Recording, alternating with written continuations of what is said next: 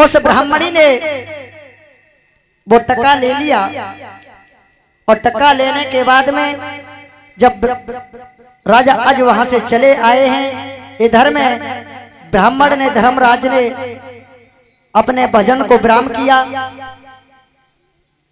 भजन को विराम करने के बाद में ब्राह्मणी से पूछा कि यहाँ पर कोई आया था क्या?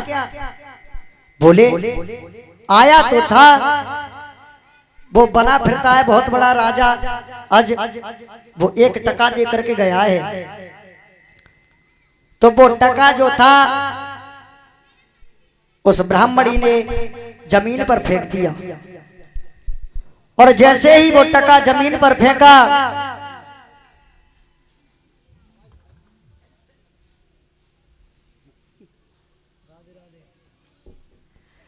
जैसे ही वो टका जमीन पर फेंका है तो जो टका था वो धरती में समा गया लोगों। और जब धरती में समाया, आज वो ब्राह्मण उस पैसा को ढूंढने के लिए जमीन को खुदवाने लगे, धरती को खुदवाने लगे। तो उसमें से उस पृथ्वी से एक रथ निकला, वो आकाश मार्ग के लिए चला गया। दूसरा रथ निकला, वो भी आकाश मार्ग के लिए चला गया। इसी प्रकार से 9 रथ निकले, वो सारे रथ आकाश मार्ग की ओर चले गए। उसके बाद में एक रथ निकला, 10वां रथ निकला। वो जब 10वां रथ निकला तो वो 10वां रथ आकर के पृथ्वी पर रुक गया और उसमें एक पुत्र था, एक पुत्र था। तो आज जब उस पुत्र को उस रथ पर देखा है, ब्राह्मण ने उस पुत्र को गोद में लिया और गोद में लेकर के वो ब्राह्मण राजा अज के यहां पर पहुंचे और कहने लगे, हे राजा अज,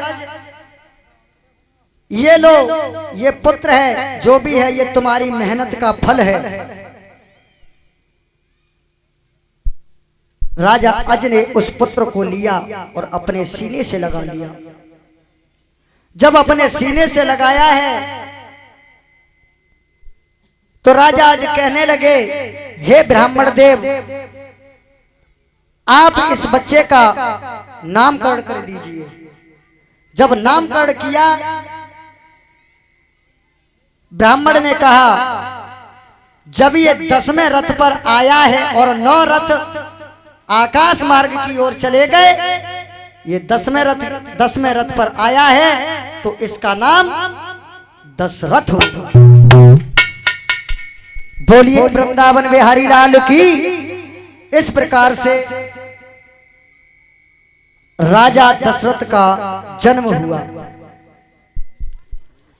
अगर इसमें कोई संदेह हो किसी के लिए तो हमें भी बता सकते हैं, हमारा गलत होगा तो हम और देखेंगे। हाँ, इस प्रकार से राजा दशरथ का जन्म हुआ।